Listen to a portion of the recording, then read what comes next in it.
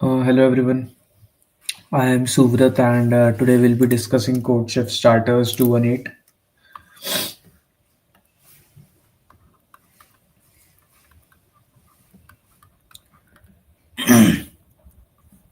So let's start with the discussion.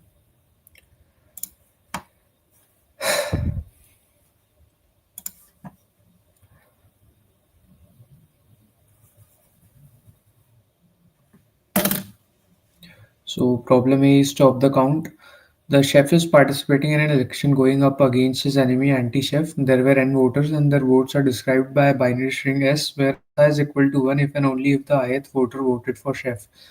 The votes will be counted one by one in order from 1 to n. At any point, chef can say to stop the count and the remaining votes will not be counted.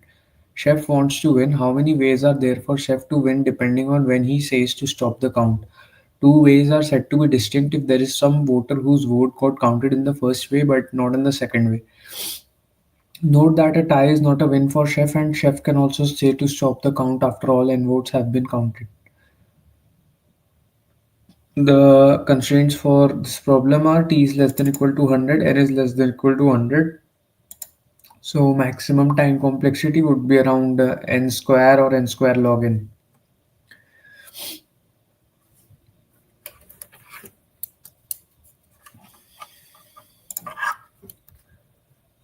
So problem A, basically we are given a binary string s where if si is equal to 1,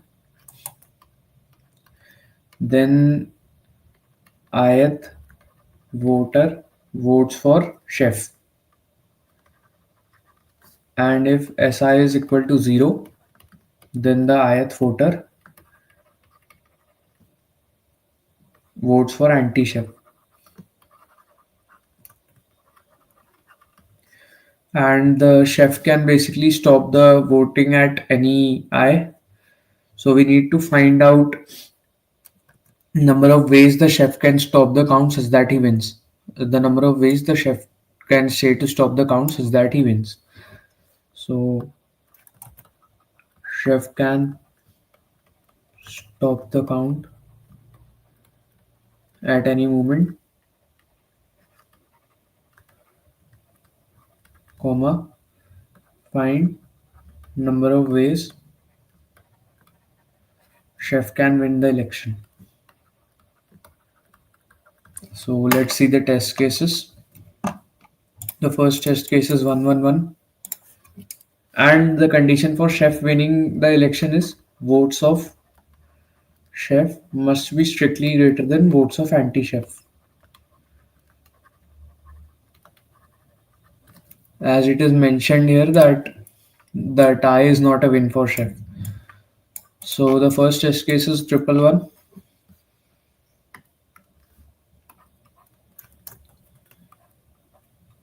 and here we can see that if chef stops the counting here, then the vote count for chef would be 1 and for anti-chef it would be 0. So chef can win here, and then again here also chef can win, and again here also chef can win. So answer for this test case would be 3. And then similarly in 000, clearly no matter when the chef stops the voting, chef won't be able to win since everyone is voting for anti-chef. So the answer for this would be 0. Then 10011, 11. So chef can stop the voting here. Then chef would have 1 vote and anti-chef would have 0 votes. And also chef can stop the voting here so that chef will have 3 votes and anti-chef will have only 2 votes. So the answer for this would be 2. So the solution is just like how we were solving the test cases. What we can do is we can run a for loop from I equal to 0 till I equal to n, and if the current si is equal to 1, then we can simply increase the chef vote, else we can increase the other vote or anti-chef vote, and we can just check at the end of every vote if chef's vote are strictly greater than anti-chef vote. then simply answer plus plus. So this is a simple O of n for loop. So the time complexity would be O of n, which is well within the time limit. So I'll show you guys the code.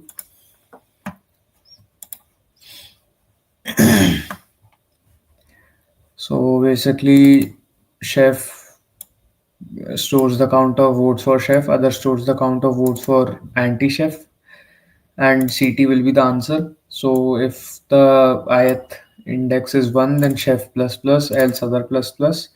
If at the end chef has more votes than other, then answer plus plus or CT plus plus, and then see out CT. So that was the solution for problem A. If you guys have any doubts, you can ask.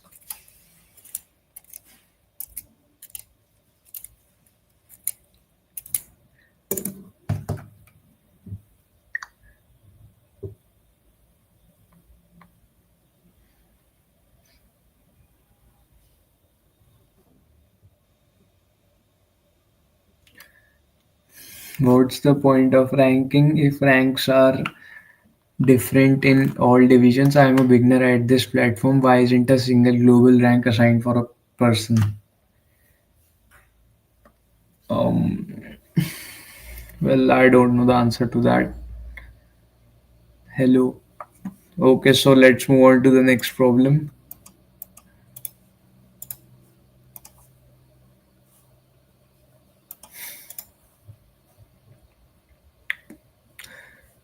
So the next problem is deleting array again. Wait. Um,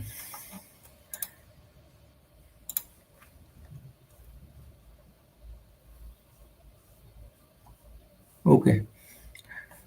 So deleting array again, you had an array A of size n and a cost array C of size n, and you will do exactly n operations of the following type. Choose I such that I is less than A, and then delete AI from the array A.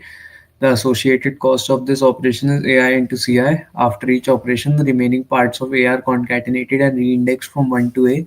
Note that the array C is not modified. Find the minimum total cost needed to perform the n operations, thus deleting A.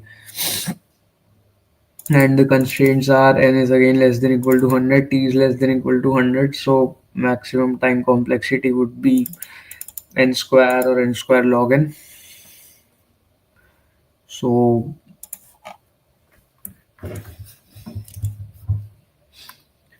problem B,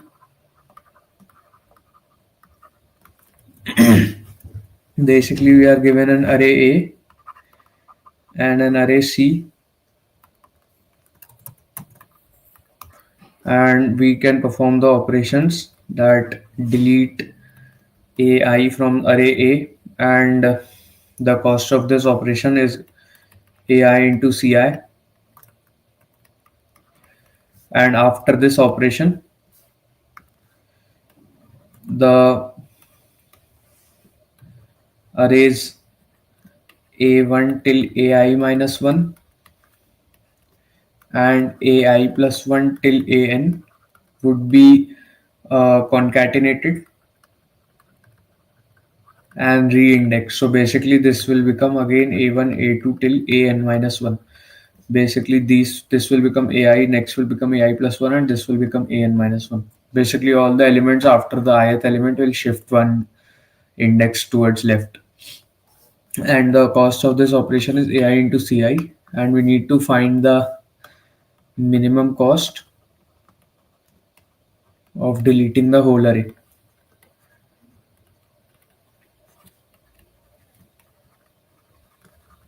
So let's see the test cases for this. The first test case is 4221. So array A is 42, array B is 21. So in this test case, what we can do is first you can remove this 2 with a cost of 1, so 2 into 1, and then we'll have to remove this 4 with a cost of 2, so 4 into 2. So the answer for this test case would be 10. Then the next test case is 4212. So A remains the same, but in B we have made it 1 2. So now If we do it just like the last time, the answer would come out to be 2 into 2 plus 4 into 1, which is 8. But can we do any better? So we see that if we perform the operation on this 4 first, then the operation cost would be 4 into 1, and the new array A would be this and B would be this, since basically this element would be shifted towards the left. So now we can do the operation on this 2, and the cost would be 2 into 1, so that is 6.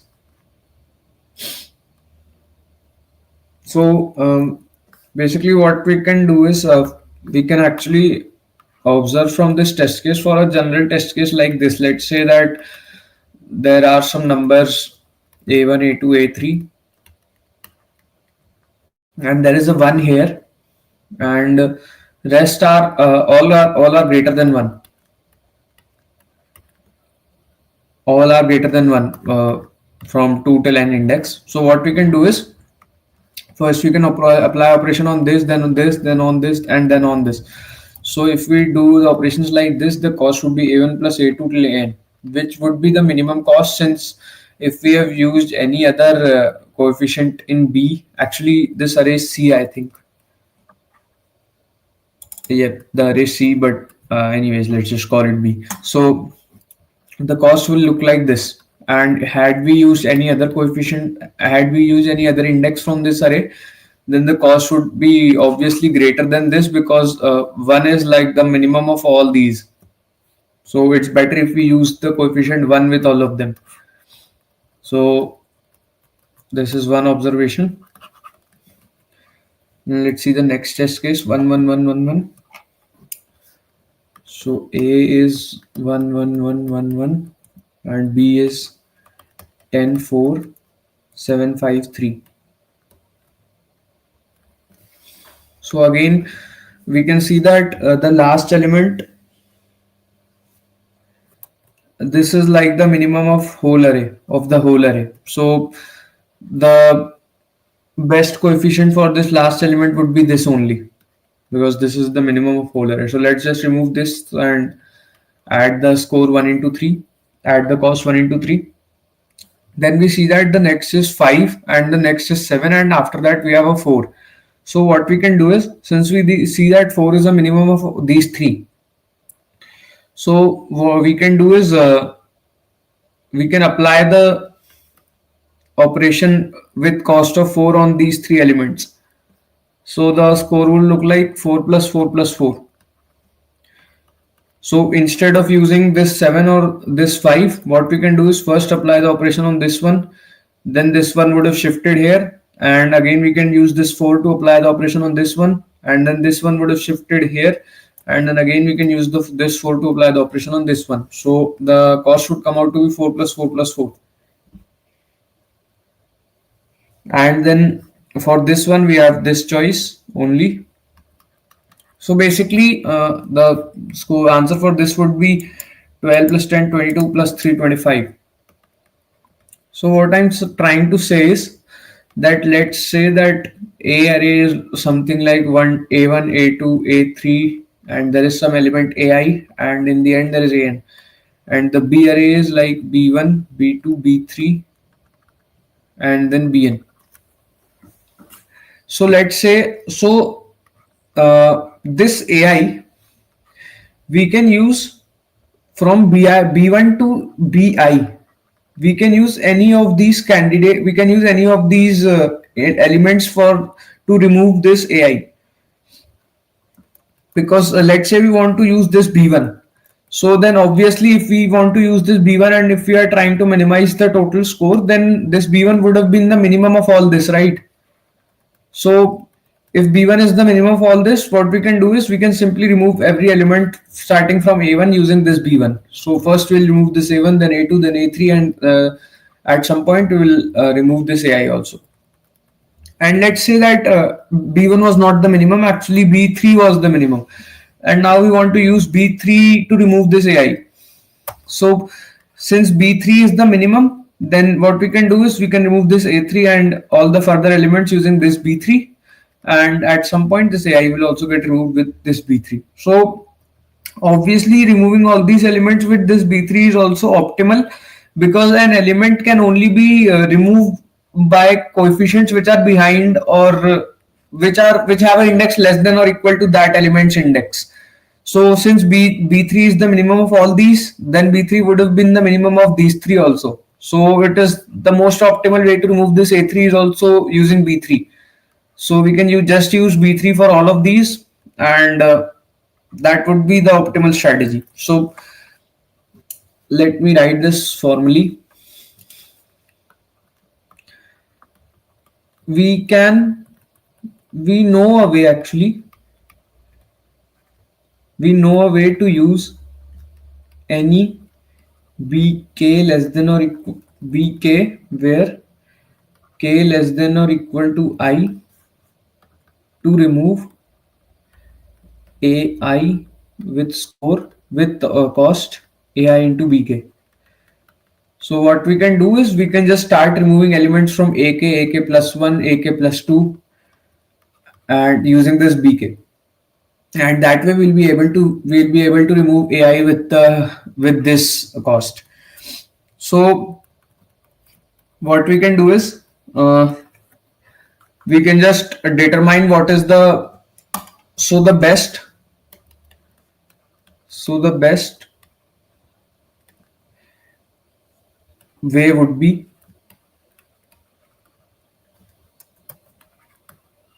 that bk is the minimum of b1 b2 till bi. So bk, if bk is the minimum of all these, then the answer would be the lowest, and we know a way so that every elements gets removed by this bk. I'll again show you that way. So let's say that a is a1 a2 a3 till an, and then b1 b2 b3 till bn, and let's say that I want to remove this ai with let's say some bk which is here, and then ak is also here. So obviously if we want to remove this ai with this bk, then that means of all these elements this was the lowest, right? So if for all these elements this was the lowest, then for all these elements also this would be the lowest, and for all these elements and for all these elements. So bk would become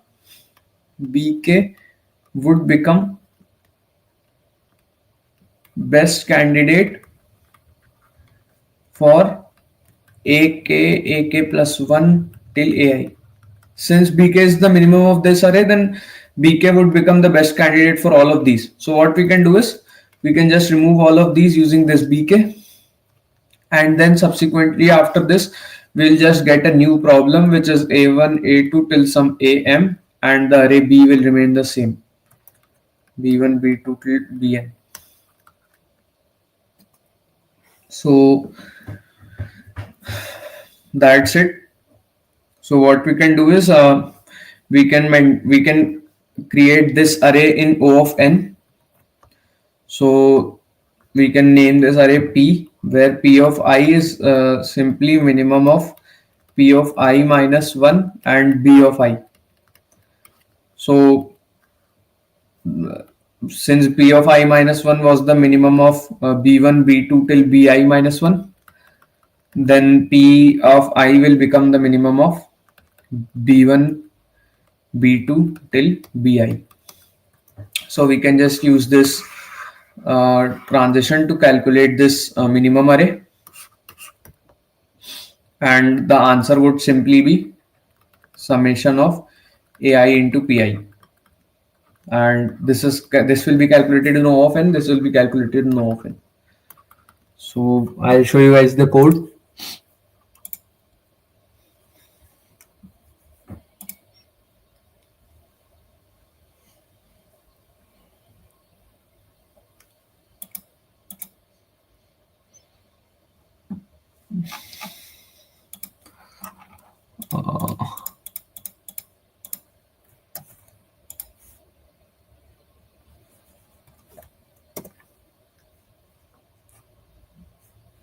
Okay, so this is the code. C in V, then the cost array, then I am creating the vector P, and then answer is Vi into Pi, then C out answer. So that was the code for problem B. If you guys have any doubts, you can ask.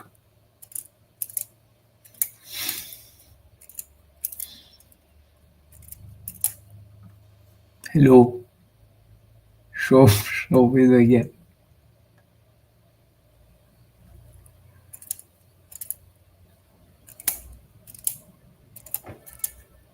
Running minimum of cost array is the final optimal cost. Yes.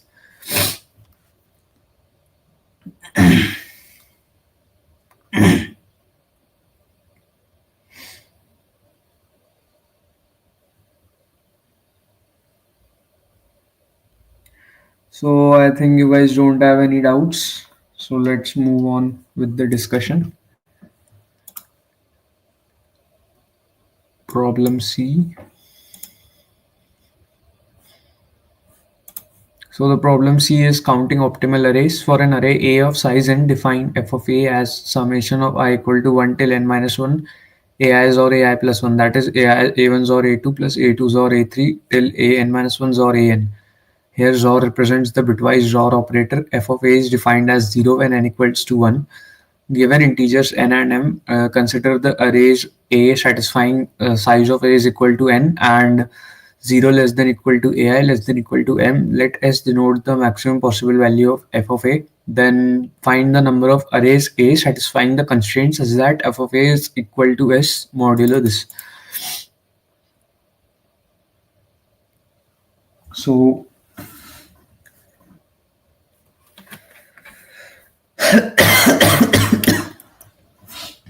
the constraints for this problem are t is less than equal to 1e4 and n and m are less than equal to 1e8. So expected time complexity would be something log n or log m.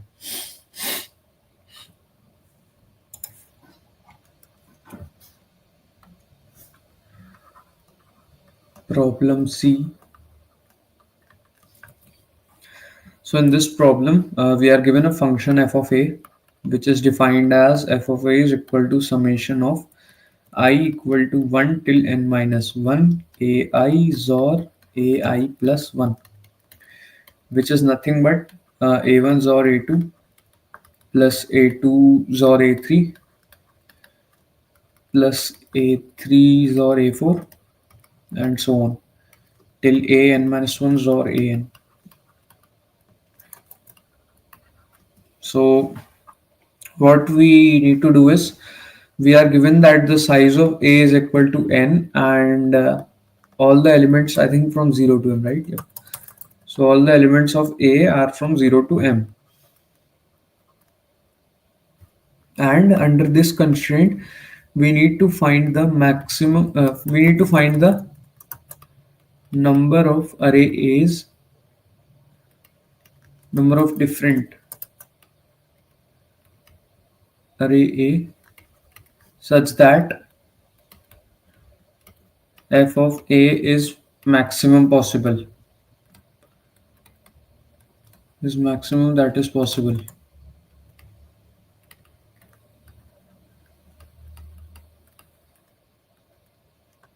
Yep.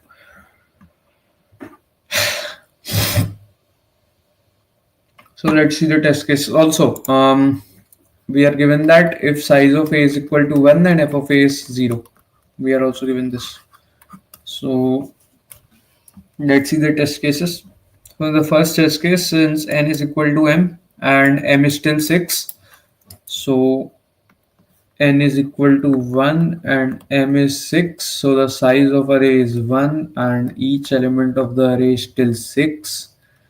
So obviously, since the size of array is 1, then the f of a would be 0, no matter the element. So the number of different array A would be simply number of different possible values, and that would be 7 different possible values, which are from 0, 1, 2 till 6. So the answer for first test case is 7. Then the next test case, we have 2, 3.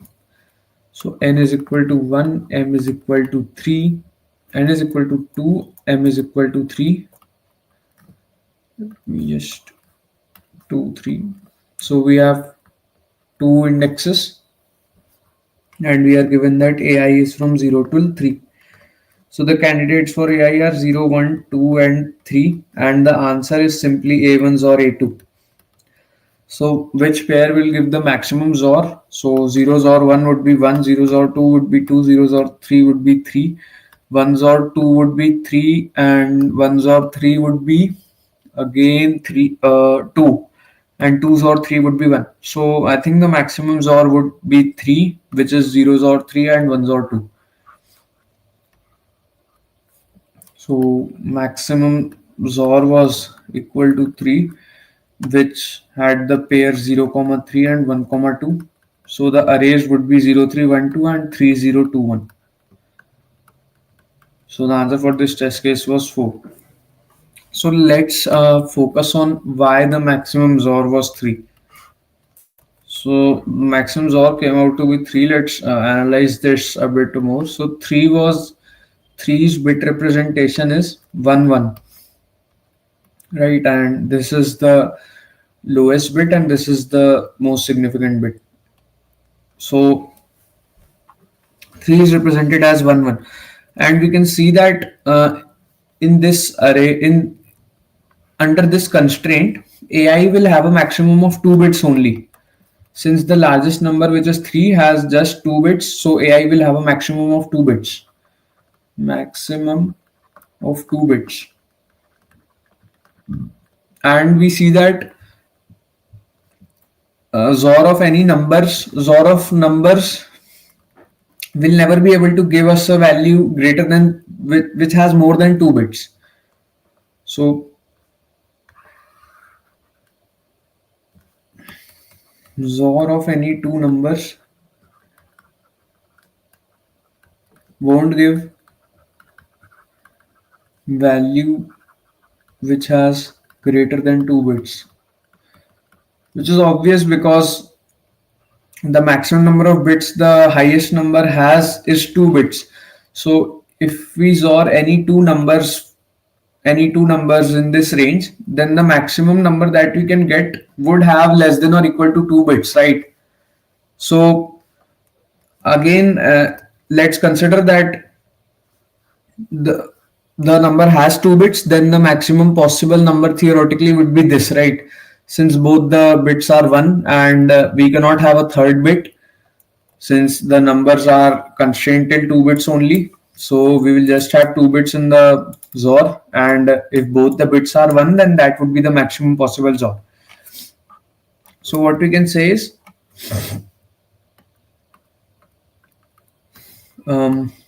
we can write this observation that if the maximum number m has, let's say, x bits, then the maximum value of ai's or ai plus 1 would be 2 to the power x minus 1. So in this case, since we had 2 bits in the maximum number, then the maximum value of ai's or ai plus 1 would came out to be 2 to the power 2 minus 1, which is 1, 1. So this is 3. Since why 2 to the power 2 minus 1? Since 2 to the power 2 would look something like this in the binary, and when we do minus 1, it will become this. So if maximum number has x bits, then the maximum value is this. Let's see the next test case, 100 and 420. So 100 and 420. So how many bits does the number 420 has? 2 to the power 5 is 32. 2 to the power 6 is I think 64. 2 to the power 7 128. 256, and 2 to the power 9 is 512. And 2 to the power 8 is 256. So I think it will have 9 bits.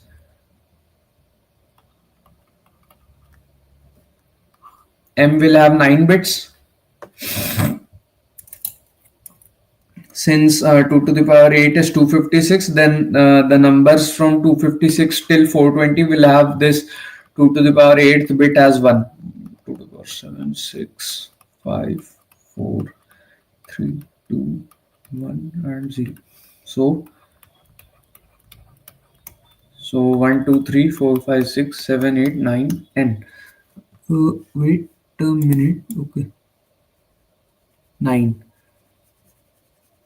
So these 9 bits. So no number can have the 2 to the power 9th bit set, because the maximum these numbers have is 2 to the power 8th bit. So 2 to the power 9th bit will always be set. It will always be unset in the XOR of any two numbers, because this bit is unset in all the numbers. So if we XOR 0 is nothing but 0. So the maximum XOR that we can theoretically get would be if we make all these bits set, which is 2 to the power 9 minus 1.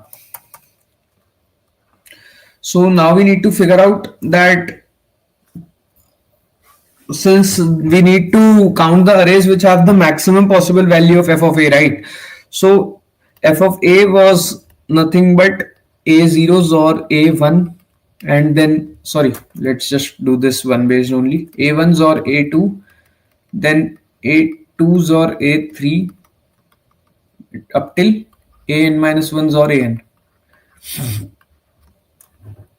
So if we say that, let's say that there are some numbers a1 less than equal to m and a2 less than equal to m, such that a1 XOR a2 is equal to this 2 to the power m minus 2 to the power 9 minus 1 number. This number, which is 2511, actually, let's just write it 511. So let's just say XOR of two numbers. There were some two numbers that had the XOR equal to 511. Then obviously this a3 will be equal to a1, and since let me write it like this: a1 a2, a2 a3, a3 a4, a4 a5. The XORs will be like this, right? And since the maximum value of XOR of any two numbers is 511, and let's say that we have some two numbers which have the XOR 511, so obviously a1 XOR a2 is 511, and then this a2 is here, so a2 XOR a1 will be 511, right? So a3 will become a1. And following this algorithm, we would have successfully constructed an array which has all the pairs of XOR equal to 511. So that would be the maximum value, right? Because each pair can have a value less than equal to this. So if every pair gets the value equal to 511, then that would be the maximum value of f of a. So if a1 and a2, a1 XOR a2 is equal to 511, then we can successfully construct an array a1, a2, a1, a2, and so on. And another array we can construct will be a2, a1, a2, a1, and so on. So we need to find if we can construct a XOR of two numbers as 511 or not. So since we need the XOR of two numbers as 511, right? So for the XOR to be 511, this bit should be 1. And for this bit to be 1, one of the numbers ai must have this bit set to 1, and ai plus 1 must have this bit set to 0. Or if this has the bit set to 0, then this must have the bit set to 1. So let's just actually use this notation only, a1 and a2, and let's say that a1 must have this bit set as 1 and a2 must have this bit set as 0, because obviously only then the XOR of a1 and a2 will have this bit set as 1. So what we can do is, since a1 has this bit set as 1, then a1 will be greater than or equal to 2 to the power 8, right? So 2 to the power 8. And what about a2? a2 would be simply wherever A1 has 0, A2 would be 1. So let's say A1 was this. So then A2 would simply become this. And obviously, since every number which has this bit unset, every number with the highest bit less than or equal to 2 to the power 7 is there in this range already. So we don't really need to care about A2, because for every A1 there would be a corresponding A2, since every number is covered in this range. Since every possible this number is covered in this range, so every number would have this, every A1 would have this corresponding A2. So we just need to count out the number of A1s, and the number of A1s would simply be, since A1 is greater than equal to 2 to the power 8 and would be less than equal to M. So number of A1s is nothing but M minus 2 to the power 8 plus 1, and the total number of different arrays would be into 2, because for a pair A1 comma A2 these two arrays can be constructed. So the answer comes out to be this, where this 8 is the number of bits in the number M. Actually, not 8, 9. 9 is the number of bits in the number M. Oh, sorry. 2 to the power 8 plus 1, right? Because A1 is greater than equal to 2 to the power 8, where 8 is number of bits minus 1. So there were 9 bits and we need to minus 1. So number of bits minus 1. So I'll show you guys the code. Since this is O of log n solution, we need to find the number of bits, which will take log n. So what you can do is, number of bits is nothing but floor of log 2 base m plus 1. And then also in a special case, when n is equal to 1, the answer is simply m plus 1. Else the answer would be the number of bits and then m minus 2 to the power bits minus 1. So we reduce the value of bits plus 1 and 2 into this. So this was the solution of problem C. And yes, there was no need of mod in this problem, because y plus 1. So basically plus 1, because let's say that A1 is from 1 till 7. Then the number of different values of A1 would be 1, 2, 3, 4, 5, 6 and 7, which is 1, 2, 3, 4, 5, 6, 7. And 7 minus 1 is 6, right? So to count the number of different elements in this range, we do 7 minus 1 plus 1, which is 7. So basically R minus L plus 1 if L and R is the range of A1.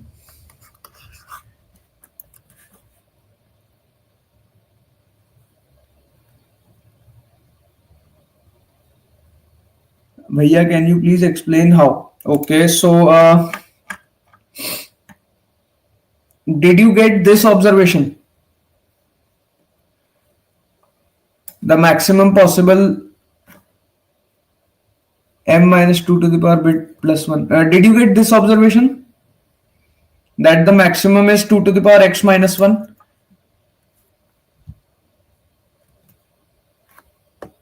Okay, so let's go through it again. So basically, AIs or AI plus 1, we are trying to find what is the maximum value of this. What can be the maximum value of just AIs or AI plus 1? So we are given that all AIs are less than equal to m and greater than equal to 0. Right?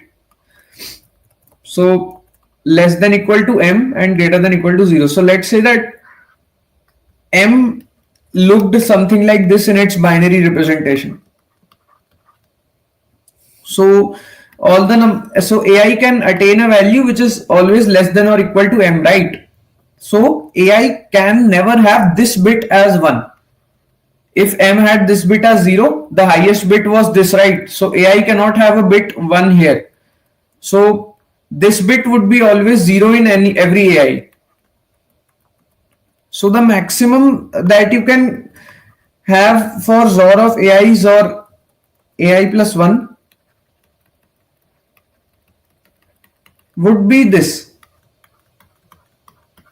because this bit is 0 for all AIs. So It would be 0 in AI's or AI plus 1 also, since both AI and AI plus 1 have that bit as 0. Let me write this clearly. AI's or AI plus 1. Do you get that now? Since M let's say look like this in its binary representation, then AI plus AI's or AI plus 1 can never be greater than this. I am not saying that it would always be equal to this. I am just saying that this will always be less than or equal to this. I am not at this moment saying that the XOR always comes out to be this. I am just saying that the XOR would be less than equal to this, since the highest bit that could be set in any of AI or AI plus 1 is this bit. So we cannot have this bit as 1. Do you get that? Also, this is LSB and this is MSB. Yeah, that is understood though. So now what I'm saying is the maximum value we know of AI's or AI plus 1 is less than equal to, we call this the value t. So less than equal to t. So f of a is nothing but a summation I equal to 1 till n minus 1 a1's or a n minus ai's or ai plus 1. So this would be less than equal to n minus 1 times t, right? So the maximum value of f of a that can be theoretically achieved is this. So let's try and see if there is a way to, if there exists at least one array with f of a is equal to n minus 1 into t, then the maximum value of f of a becomes n minus 1 into t, and then we will have to calculate the number of arrays which have the f of a values as this. I hope you followed me till here. So now let's try to see if there exists one array which has this XOR or not. So let's say that the array looked like this: a1, a2, a3, a4 till an. And what we are saying is that a1 XOR a2 is equal to a2 XOR a3 is equal to a3 XOR a4 till an, till an minus 1 XOR an. So upon looking at this equivalence, we can say that a1 is equal to a3, because let me just write it like this. What we can do is we can do XOR with a2 on both sides.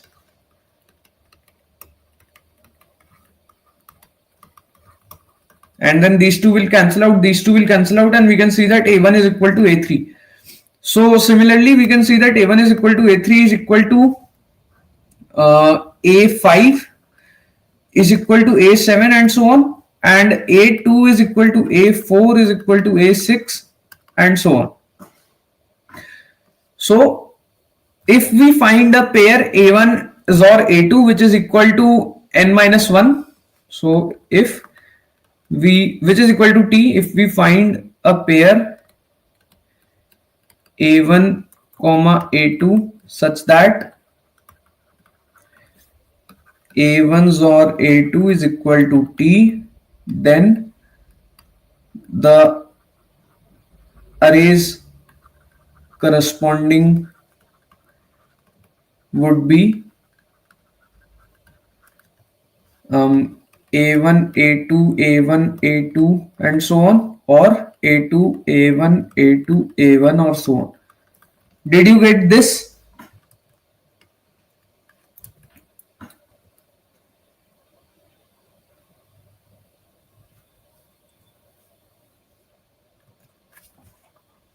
Basically we were saying that if there exists at least one array with the value as the maximum value, then the maximum value would become that only, right? And let's just say that we have an array here which has every pair equal to the maximum value, which is t. So we write this and then we do analysis on every consecutive equality, and we see that a1 comes out to be a3, here a2 comes out to be a4, and here a3 would have come out to be a5. So we can write this. So basically, if there exists a pair a1s or a2 which is equal to t, then there will be two corresponding arrays which have the sum as the maximum sum, which would be these two arrays. Okay, so now our problem looks like this. If there exists an array A with value f of A equal to n minus 1 into t, then the answer simply becomes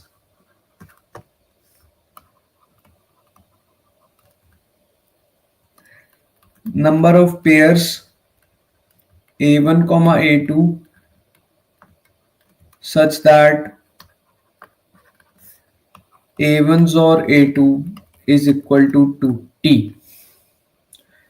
Number of pairs into 2 if we actually count a1 comma a2 and a2 comma a1 as the same pair. So yeah, that's just convention. So if there exists an array A with the value f of A is equal to n minus 1, then the answer simply becomes number of pairs a1 comma a2 into 2 such that a1s or a2 is equal to t. And a1 is less than equal to m and a2 is less than equal to m, and both are greater than equal to 0. So this is our problem this is the new problem. So first we need to check whether this array has the value f of A is equal to n minus 1 into t or not, because if the value if there doesn't exist any pair with this value, then our solution wouldn't work, right? So first we need to find if there exists a1s or a2 equal to t. Find if there exist a1s or a2 equal to t. So let's say that a1 is equal to m. So m's or a2 equal to t, right? And we had the inequalities 0 a1 m and 0 a2 m. So m's or a2 is equal to t. So a2 is equal to t's or m. Right. So what does t look like? T looks like 1 1 1 1 1 and so on. And what does m look like? M will have this highest bit as 1, and then there could be anything. There could be any such thing like 0 1 1 or basically any number. Here can be anything.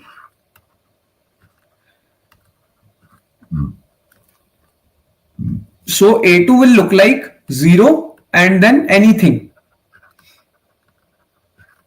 And let's say that this bit was 2 to the power x. So A2 will have the 2 to the power xth bit as 0, and then the number A2, and then the further bits could be anything. So basically A2 will be less than 2 to the power x. We can say that since the 2 to the power xth bit is off, and even if all the bits after that are 1, even then the total sum would become 2 to the power x minus 1. So A2 would be less than 2 to the power x always. So we can say that since A2 is less than equal to m, and we can say that 2 to the power x is strictly less than equal to m, and A2 is less than 2 to the power x. So we can say that A2 will always be strictly less than m. 2 to the power x is actually less than or equal to m. So we can say that A2 will always be strictly less than m. So if we choose the value m as A1, then there always will exist an A2 which is less than m, and A1's or A2 is equal to t. So that proves that there exists one pair such that the XOR was t. So due to this pair, the two arrays with the value n minus 1 into t would look like m to m a and a to m. So these two arrays are good. So now we need to calculate the total number of arrays that have the XOR n minus 1 into t. So what we can do is we need to count total number of pairs A1s or A2 which has the XOR equal to T. So T is equal to 111111111, right? And this is the most significant bit and this is the least significant bit. So we know that to have this most significant bit as 1, let's say that A1 must have this bit as 1 and A2 must have this bit as 0, right? And then here whatever A1 has, A2 can just have its inverse. So if A1 has 1, A2 will have 0. If A1 has 0, A2 will have 1, then 0 1 0 0. So if the two numbers are like this, then we can see that their XOR becomes 1 1 1 1 1 1 1.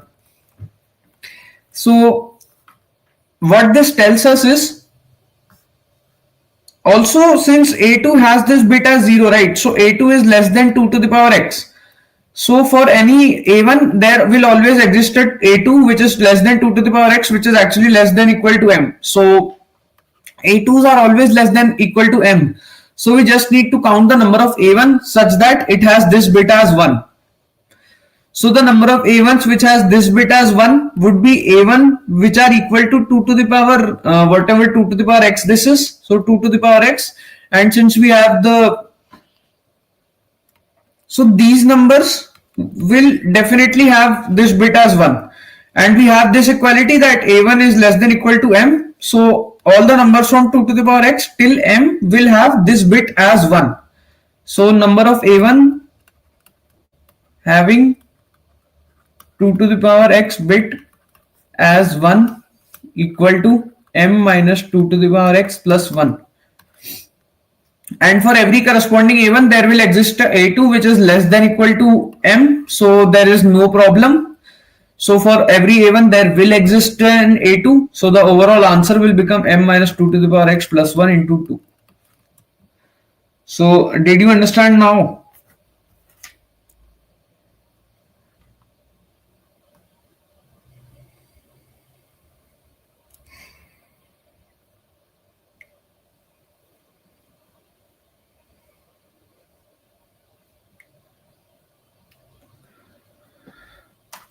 Okay, so if anyone else has any doubts, they can ask.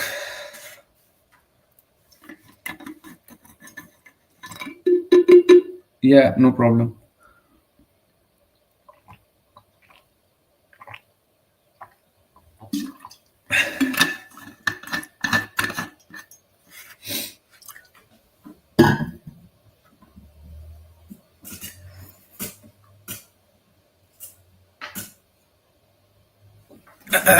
So I don't think anyone else has any doubts, so let's move on.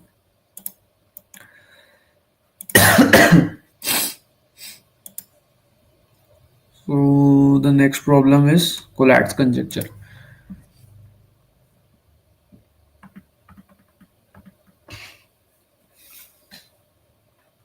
So Collatz conjecture easy version. You are given an integer n and you can do the following operations. If n is even, choose to change n to either 3 XOR n plus 1 or n by 2. If n is odd, change n to 3 XOR n plus 1. Here XOR denotes the bitwise XOR operator. Check if it is possible to go from n to 1. Yes, if it is possible, and no otherwise. And the constraints for this problem are t is less than equal to 10 to the power 4 and n is less than equal to 10 to the power 15. So expected time complexity would be around log n, maximum log n, or log square n would also work. So let's see this problem. Problem D.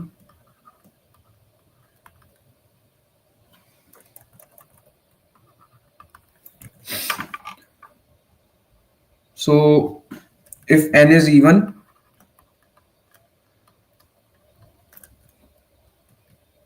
we have two options, either to change n to 3 XOR n plus 1 or to change n to n by 2. Or if n is odd,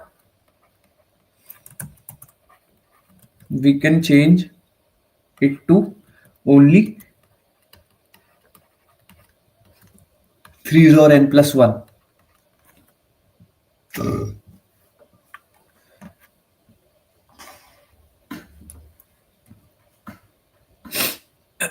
So we need to find if it is possible to go from n to 1. Find if possible to go from n to 1. So let's see the test cases. The first test case is 1, so obviously we don't really need to perform any operations. So the answer in this case would be yes.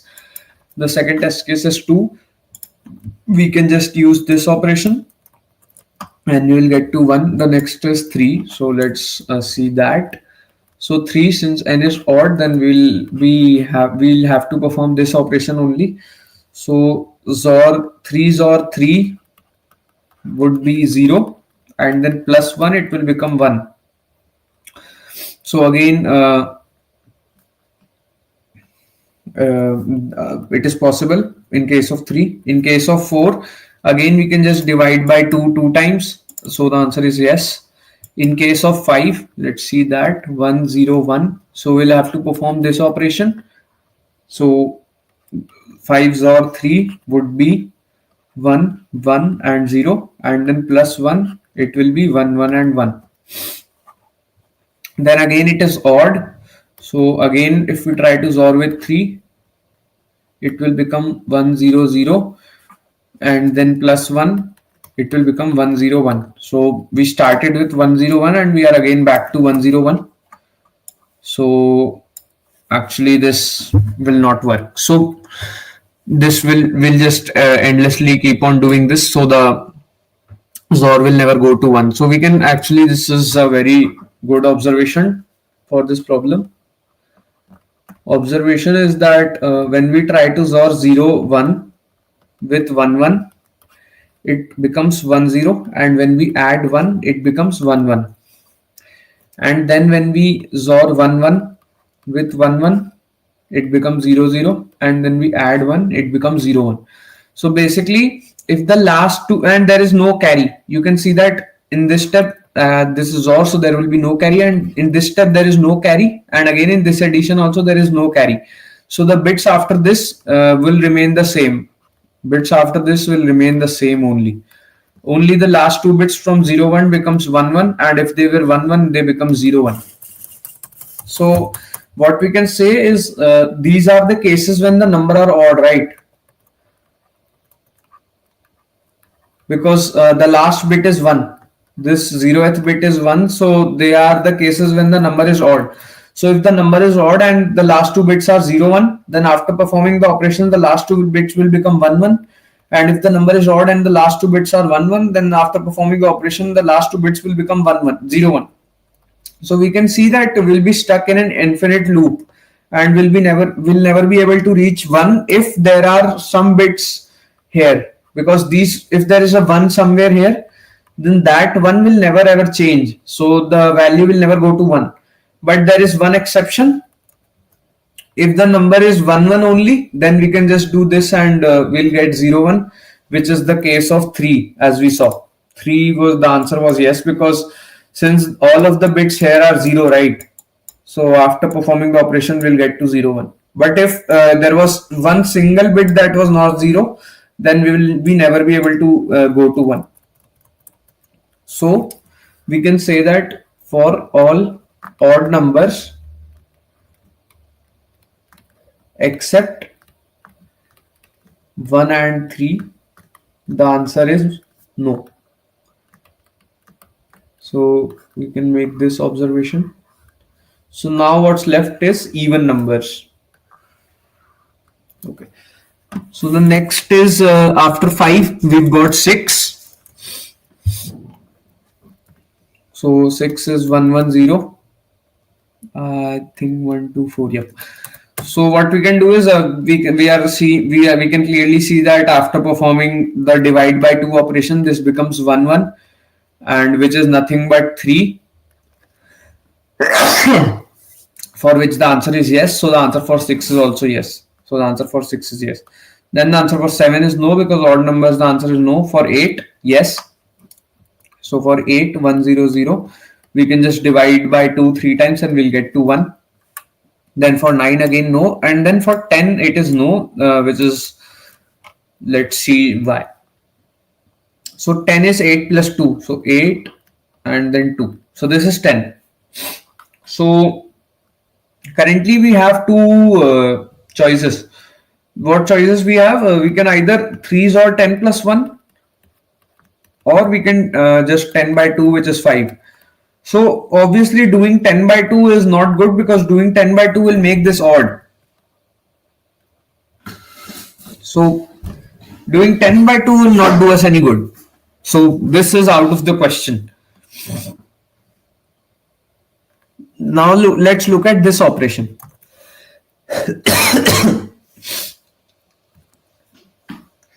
So this operation is 1010, and then we XOR by 11.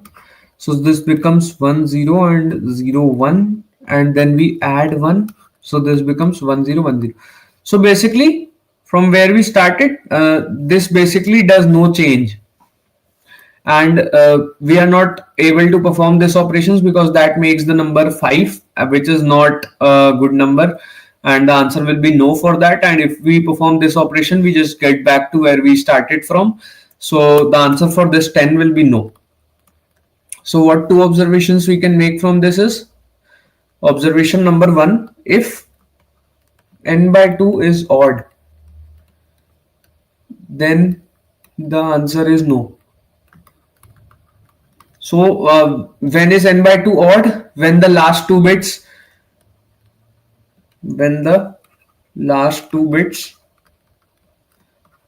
look like 1 0, because y10 is odd. Why in case when the last two bits look like 1 0, n by 2 is odd? Because when we divide by 2, this 0 gets removed, and then the last bit becomes 1, which makes the number odd. So also we can say that since n by 2 is odd, n is not divisible by 4. So since n is not divisible by 4, these two bits cannot be 0, both 0. And this bit has to be 0 because the number is even, so this bit becomes 1. So in case where the last two bits are 1 0, the answer is again no. So what we see, when the number is odd, the answer is no. Exceptions 1, 3. When the number is even and the last two bits are 1 0, the answer is no. Is there any exception?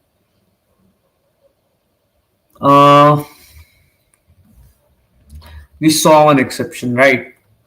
So basically what happens, we neglected this because making n by 2, if we divide n by 2, it becomes odd, right? And the answer for odd numbers is no. But there are two exceptions to that, 1, 3. So there will be two exceptions here also, 2, 6, because for 2, 6, when we divide by 2, it becomes 3 and 1. So that is the answer for them is yes. So except 2, 6. So now we are just left with the cases where the last two bits are 0, 0. So let's analyze those cases, as none of the case like this was not covered in the test cases. So basically there is some number. Let's do the analysis. There is some number, it has some bits here, and then the last two bits are 0. So what we have again two options. One option is to simply divide by 2, which makes the number like this, and the other option is XOR. So XOR by 1, 1. So that makes the string, that makes the number, these bits will remain same and these bits will become 1, 1, and then we add another 1, which makes this bit as 0 and this bit as 0, and whatever this number was plus 1 here. So what this does is, since these two are equivalent, 0, 0, XOR 1, 1 plus 1 is very much equivalent to 0, 0 plus 1, 0, 0.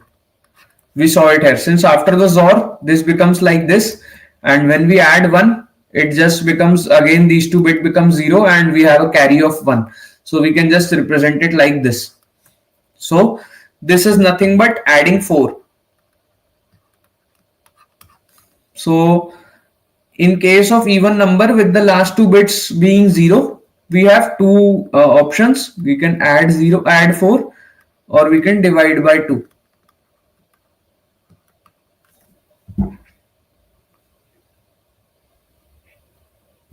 So also we need to now check whether, so we need to know whether the answer is yes or no, right? So adding 4 to the number will not change its parity. So even number will always remain even only. So we don't have to worry about that. And the last two bits will always remain 0 only. So the case will be always this. But dividing by 2 may or may not leave the last two bits as 0. As after dividing by 2 operation, we might transition to this state, which has the answer no. So there might be some cases like 100, where if we try to divide by 2, then the number becomes 10, which is actually, this is a bad example. So let's take 11100. So if we divide by 2, the number becomes 1110. So which is 1, 2, 4 and 8, which is 12, 13, 14. And for this, the answer is no. Since we saw that if the last two bits are 10 and the number are not 2 or 6, then the answer would simply be no. So basically, in order to perform this divide by 2 operation, we need at least these 3 bits as 0, because if there are only the last two bits 0, if only the last two bits are 0, then after the operation this will become as 10,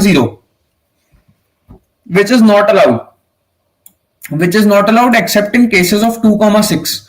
So let's write that case again. So in case of an even number, when the last two bits are 00, we can either add 4 or we can divide by 2. And we can only divide by 2 when, actually let's write the condition here also, when the number is divisible by 8.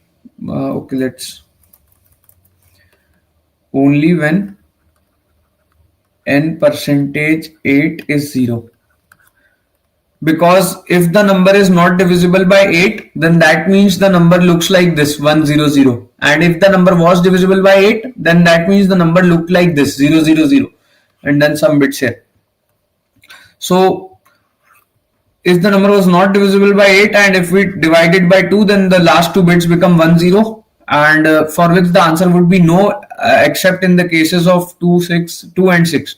So except, again there will be an exception here, exception 4 and 12, because for 4 after we divide by 2 it becomes 2, for which the answer is yes, and for 12 when we divide by 2 it becomes 6, for which the answer is yes, 2 and 6, right? So we can only divide by 2 when n percentage 2 is equal to 0.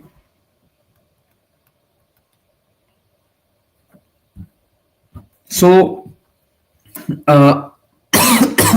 we can say for a general number, after dividing by 2, it will remain a multiple of 4.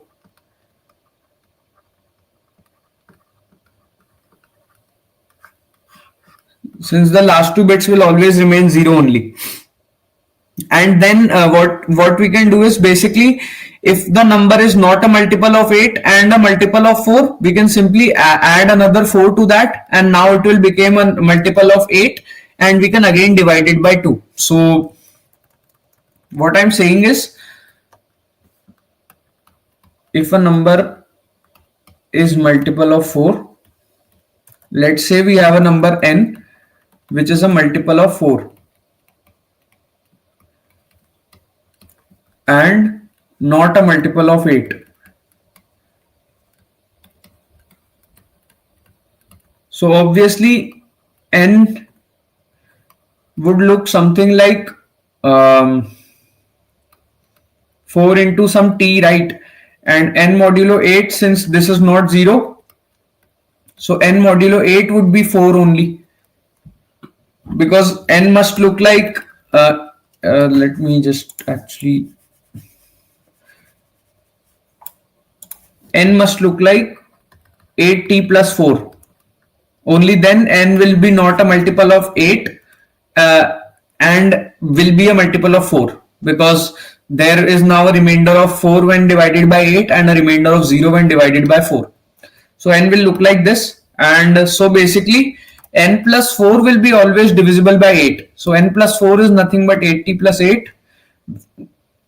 So 80 plus 8 will always be divisible by 8, I mean, and now we can divide by 2. So upon dividing by 2, this number will become 40 plus 4.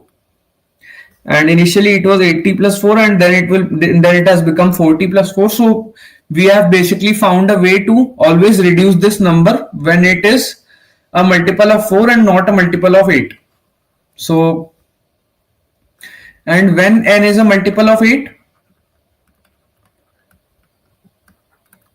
we can simply just make n to n by 2. So we have a definitive way of always being able to reduce n when it is not a multiple of 8 and when it is a multiple of 8. So we'll always be able to converge to 1. We can take any example. So we let's just take 100 as n. So since initially n is divisible by 8, right? So what we can do is we can go from 100 to 50. Now we see that 50 is not divisible by 8. 100 is divisible by 8, right? Okay, no, 100 is not divisible by 8. My bad. So what we'll now have to do is we will add a 4. So it becomes 104, and now it is divisible by 8. So we can divide it by 2. So it becomes 1 and 4, 14, I think. Is that right?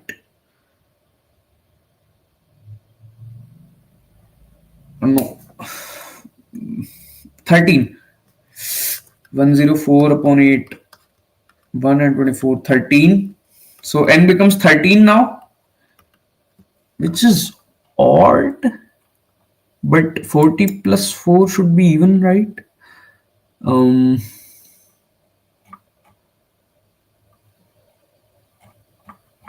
So wait, 100 is divisible by 4, so the last two bits would be 0, and 100 is not divisible by 8, so we add 4, so it becomes 80 plus 8, and then it becomes 40 plus 4.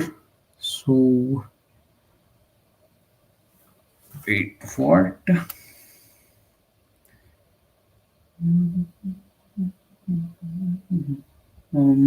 Oh, my bad. Why am I dividing by 8? The operation is to divide by 2. I'm sorry. You guys must have been confused there. So this will become 52. 52. And now we see that again this is divisible by 4, but it is not divisible by 8. So we can add another 4 here and it will become 56. And then we can again divide by 2, so it becomes 28. And then again it is divisible by 4 but not divisible by 8. So we can make it 32 and then 16. And now we can see that it is divisible by both 4 and 8. So we don't need to add 4. So it just becomes 8 and then it becomes 1. So we can follow this procedure since we already know a way to always reduce the number n when it is a multiple of 4 and not multiple of 8, and when it is a multiple of 8. So for both the cases, we know a definite way to reduce the number, and yep, since n would be either of these two cases only always, so the answer for when n percentage 4 is equal to, so the answer would be when n percentage 4 is equal to 0, then yes, else no. So, and the code is also very much obvious.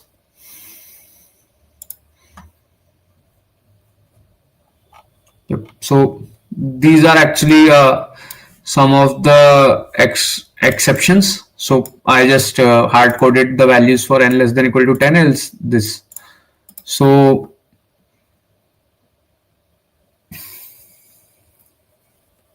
if you guys have any doubts, you can ask that. Means odd value of n will never be able to reach except 1 and 3. Yes, that is right. Except 1 and 3, you won't be able to reach till 1 using any odd value of n.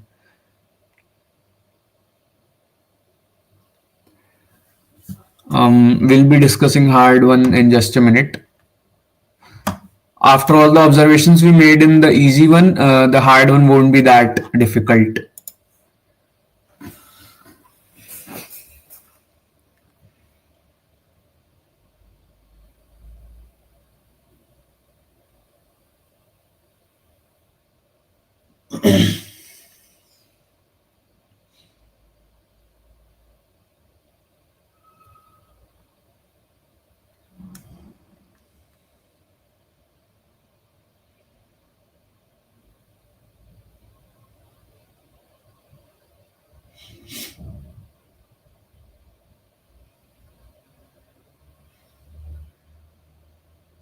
So, here divisible by 8, explain one more. Okay. So,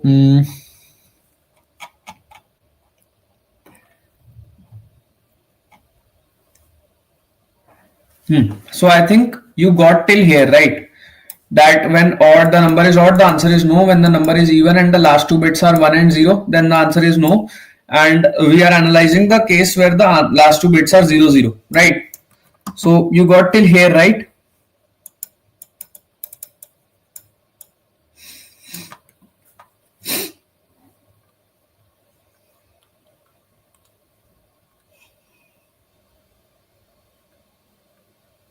Okay.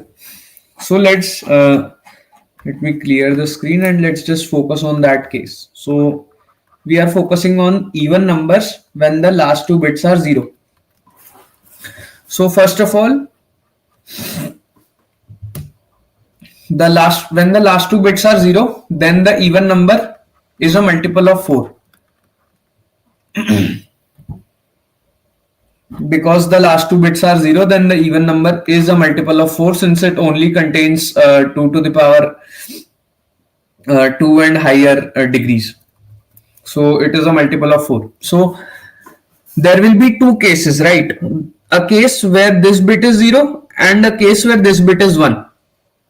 So in the case where this bit is 1, the n percentage 4 is 0 and n percentage 8 is 4.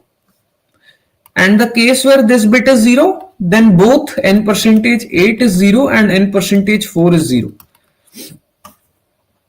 So that is just the basis. Now let's just focus on the operations. Now I'll focus on the operations. So let me write it here now. So even number has the last two bits as 0, 0. So what we have two operations. We can either add 4 or we can divide by 2. Divide by 2. So let's focus on dividing by 2 for now, right? So in an even number, what dividing by 2 means is that if the numbers binary look like this, after dividing by 2, the binary will look like this. This 0 will be taken out of the binary and the binary will look like this. And the observations that we made earlier said that if in an even number the last two bits are 1, 0, then the answer is no. So we can use that observation here. So let's say that this bit was 1. So again, after performing the division operation, this bit will remain 1. So according to our observation, the answer for this case would be no. And the exceptions are except what 2 and 6. So except 2 and 6, that is except if this number looks like 10 or 110, except these two values, the answer would be always no. So we can say that if for this case, for when n percentage 4 is 0 and n percentage 8 is 4, n divided by 2 operation is not allowed except if n is equal to 2 into 2 or 6 into 2. So that is what I'm saying, is that in this case n by 2 operation is not allowed, and these two are just exceptions, 4 and 12, and we can just hard code them. So for a general n, if n percentage 4 is 0 and n percentage 8 is 4, then n by 2 operation is not allowed. So what happens when we have only one choice, we'll have to do n equal to n plus 4. And what happens when we do n equal to n plus 4? Now obviously n plus 4 modulo n is also modulo 4 is also 0. Now the interesting thing is n plus 4 modulo 8 will also become 4 plus 4 modulo 8, which is 0. So after doing this operation, n is now both divisible by 4 and 8. And when n is both divisible by 4 and 8, we are allowed to perform the division by 2 operation, since the last 3 bits would be 0. Did you get that now? Did you get this much?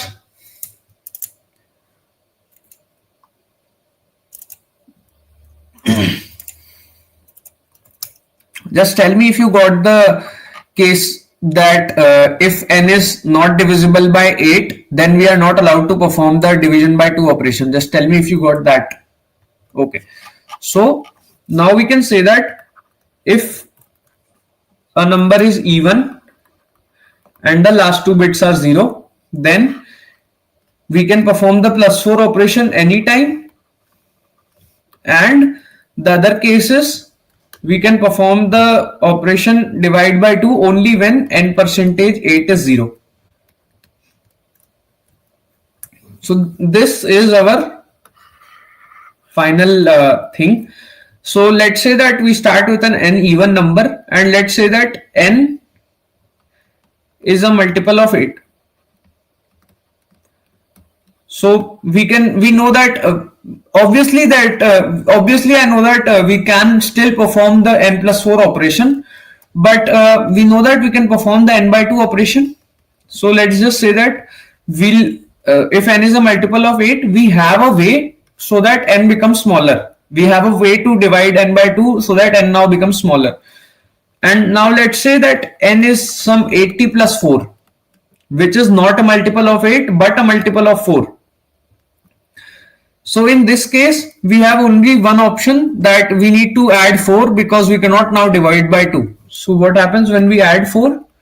It becomes 80 plus 8, and now if we perform the division by 2 operation, it becomes 40 plus 4. So we started with 80 plus 4, and after 2 operations it becomes 40 plus 4. So now again, when n is a multiple of 8, when n is not a multiple of 8, we still have a way to reduce the value of n with an order of 2.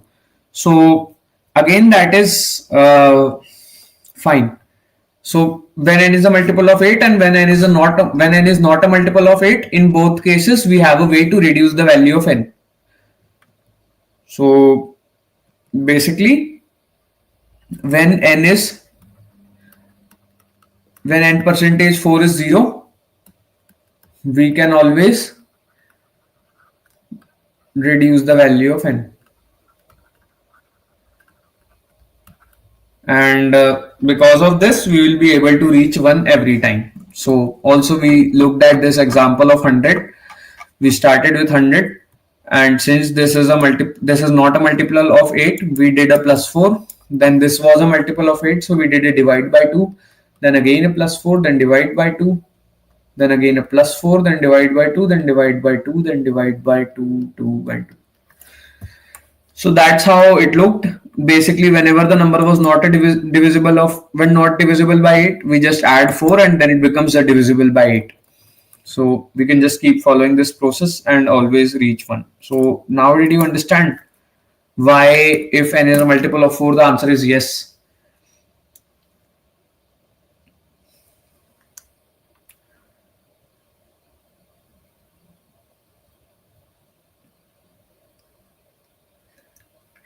show code once more.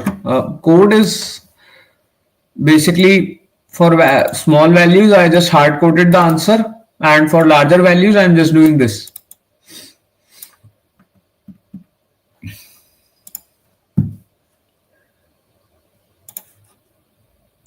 If n is a multiple of 4, then the answer is yes, else the answer is no. Simple. So if you guys have any doubts, you can ask. I'll wait for a minute. Then let's move on to the next problem. The next problem will be pretty easy from here.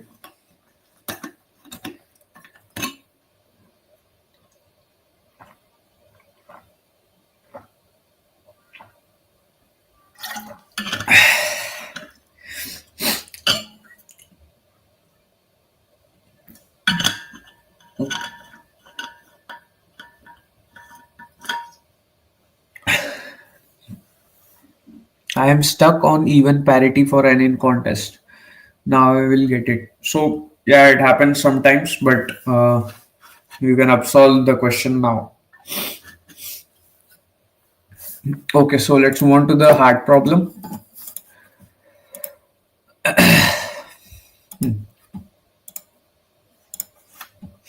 So Collatz conjecture hard, and the problem is same, but now what we have to do is we need to output the minimum operations for n to be converted to 1 or -1 if impossible. So let me again pick this diagram. Let me just take it from here. How do I cut this? Okay.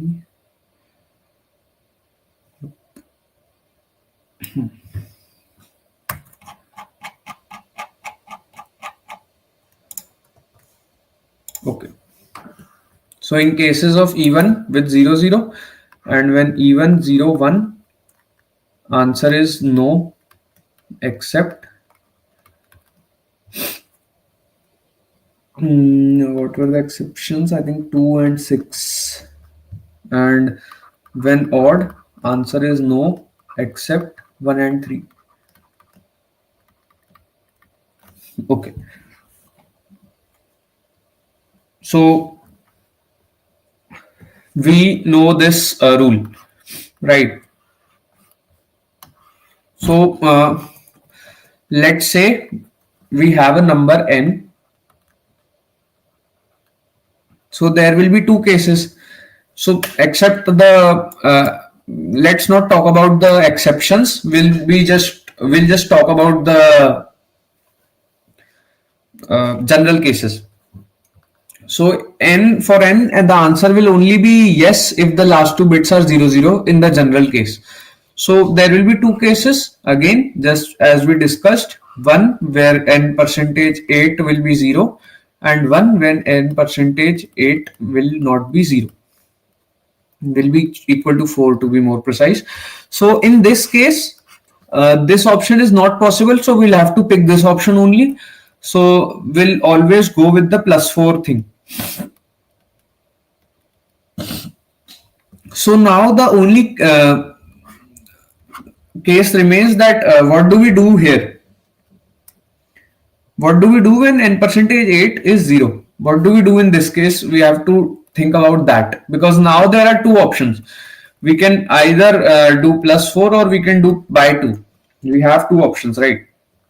So let's analyze both of them. So if there is n and we perform the operation by 2, then after one operation the value becomes n by 2. And if the value is and if we perform the +4 operation, then obviously after the +4 operation this n will shift to this category, and we will have to do another +4 operation to bring it back to this category, because after the +4 operation n percentage 8 will become 4. So there will be no choice but to add another +4. So if we do n +4, then it will become +4, and then we'll have to do another +4. And in this case, it will become n + 8. And then we can now decide to perform by 2 operation, which will make the number n by 2 plus 4. So after 1, 2 and 3 operations, we will arrive at this position, and what we could have done is after just 2 operations we could have arrived at that position using this route.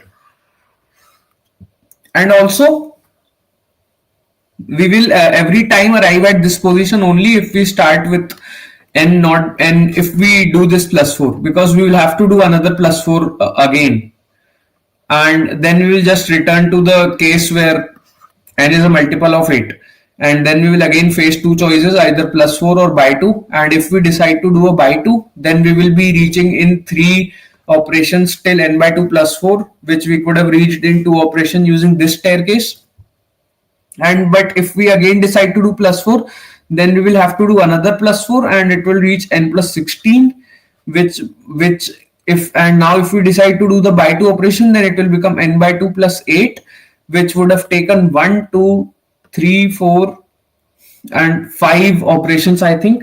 And here it would just take what, 1 2 and 3 operations. So it is always smarter to do this, because no matter what we do, using this route, we will always be slower in at reaching any number as compared to using this route. So what we can say is we can hard code the question so that when n percentage 8 is 0, we always do by 2, and when n percentage 8 is 4, we always do plus 4. So we can just follow this rule and we'll get the answer, except we'll just say that all numbers less than equal to 12 are exceptions. We'll just treat these as exceptions, and for a general case we will just follow this rule. So obviously after every 2 steps we will be doing a by 2, so the maximum number of steps would be log n only, right? Because even if we do this 2 times, then on the 3rd time we will be doing a by 2, so maximum log n complexity steps.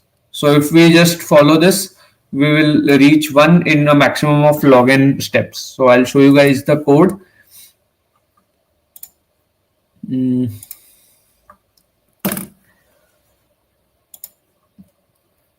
So I've just copied and pasted the last problem's code to make a check function which just checks if the number is it just checks if we can make the number as 1 or not. So, and this function is nothing but a simulation of this only. So what we are doing is we'll be checking if the number is not possible to make as 1, then we'll just return -1. Else I have some base cases for when the number becomes small enough. Else we'll just follow the standard procedure. If n percentage 8 is 0, we'll just divide by 2, or if n percentage 8 is not 0, we'll just ROR by 3 and add 1, which you could have also written as n plus 4. It's your choice. And also I have made an exception when n is less than equal to 12. So when n is less than equal to 12, the only possible values would be 12, 8 and 6, I think, because 10 is no. 10 is no. So when n is I think 8, 6 and 12, in those cases only for 12 and 6 we know that it is an exception and we can do the divide by 2. We need to do the divide by 2 operation. So I have hard coded that. So these are just, this is just for exception, and this is the general case when n is large, and these are just base cases. So that was the solution for problem E solution. I just discussed that. If you have any doubt, you can ask.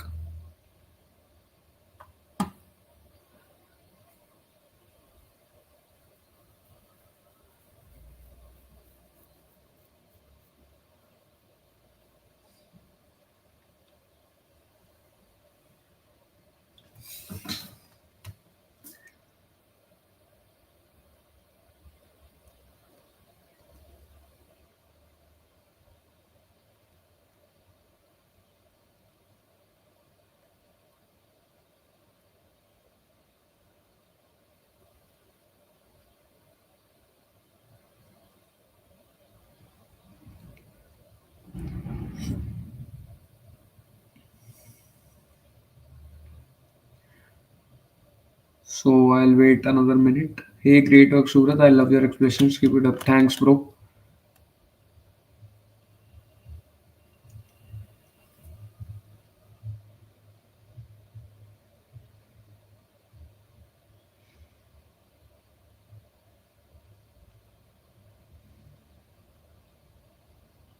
Okay, so I think you guys don't have any further doubts, so I'll end the discussion. Thank you.